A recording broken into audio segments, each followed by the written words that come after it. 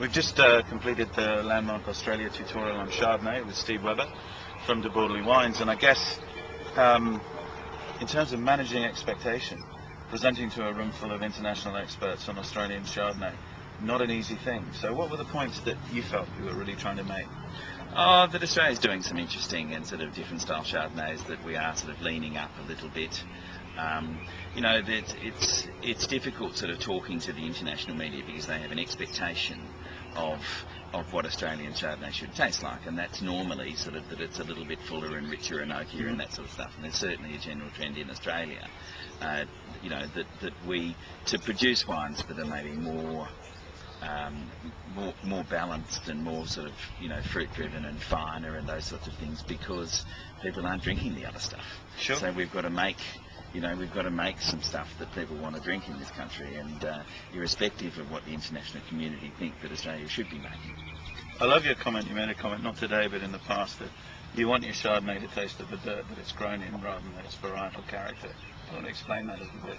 Yeah, well, look, you know, varietal character is important, but it really needs to be in balance. You know, like, you know, wine shouldn't just be about the variety; it should be about the place, and it should be about the season. So, you know, one of the things I talked about today was, which, you know, I'm not sure if we got the message entirely across, but it was more about, you know, finding that balance between fruit intensity, but keeping it sort of, you know, controlled, but throwing in some, you know, sense of place and throwing in a sense of the season in which, you know, something grows, because they're two really important things.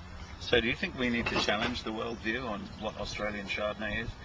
Is it actually a different shape and size of wine style than the world's expecting? Yeah, look, I think the world generally thinks that Australia is more about it's more about the sun and, you know, wines with sunshine and, you know, bigness and boldness and all of that sort of Australian image. You know, we need to get a bit of that sort of refined sort of Melbourne character into wine. You know, a little bit of sort of, you know, black clothing and sort of, you know, some after dark work and all of that sort of stuff. Dress circle action. Dress circle action. Last point, and I think this is one of the more provocative things that you said today, and I think it's fascinating. You said, as a country, we need to learn to be more forgiving about the faults in our wine, and one day we'll see them as points of interest.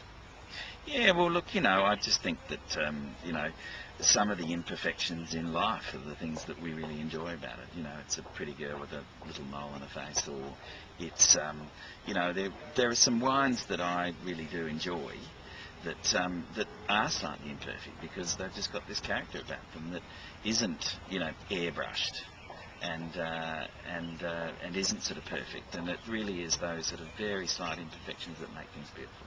Great, so there you are, changing the orthodoxy, celebrating interest rather than perfection in wine. Thanks, Steve Webber.